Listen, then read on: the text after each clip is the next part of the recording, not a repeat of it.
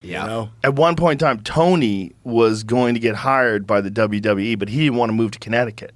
He was going to be one of the writers. Yeah.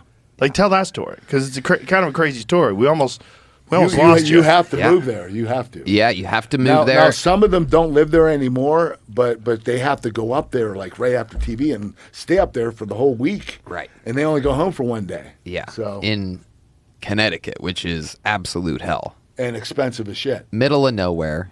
And yeah, I can't even remember. It was so long ago, but I got this meeting with them. Somebody wanted to talk with me. They heard that I was a pro wrestling fan, and I just destroyed at this meeting, and I gave them a bunch of crazy ideas that I just had in the back of my head forever. Stuff for The Undertaker to do, stuff for this, stuff for that.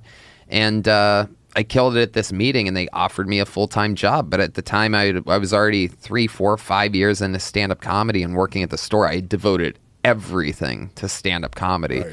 So there's no way I could go backwards, especially for like a job with a boss and bosses and word on the street. Like Patrice O'Neill, a great comedian, took the job. And famously, anybody who takes the job, they're like, it's hell. It's fun. I didn't know Patrice took that job. Oh, he was doing it. He was Really? in it. Oh, yeah. He went to Connecticut, the whole deal? Well, they pay you so good. It's like hundreds and hundreds of thousands of dollars because they make so much money. And the writers are so important because they're putting out so much content, 2, 3 shows a week, pay-per-views, all of these big, long, drawn-out storylines like week after week.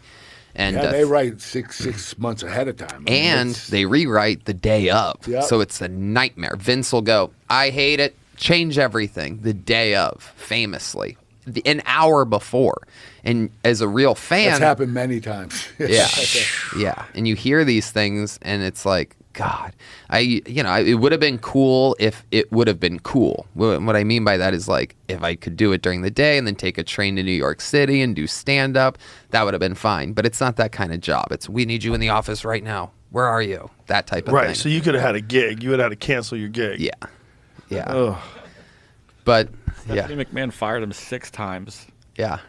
According to this article I'm reading about. That's what they do. They Who- fire you. Who got fired 6 times? Patrice, because he had stand-up gigs conflicting with his WWE stuff, and said And they hired him back. yeah, it says Stephanie incredulously fired him 6 times. Yeah. That's hilarious. I had no idea Patrice did that. Mm-hmm. I never heard that story. Yeah. I can't believe I haven't mentioned it before. I can't believe I didn't know. Yeah. No, I mean, the money, especially then. I mean, I was so broke, it was crazy for me to turn down the job. I mean, I was fucking starving. This is like right before I start writing on the roasts and on television, right before. And I'm not headlining yet. Couldn't sell a ticket to my name. I'm just some comedy store door guy.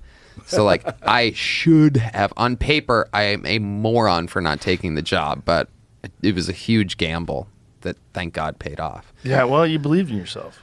But yeah, I mean, it also would have been fun. It'd be fun to like have a clone of me and live that life for a bit, because I think I would have done some really crazy stuff. I think I would have worked my way up really fast and probably been.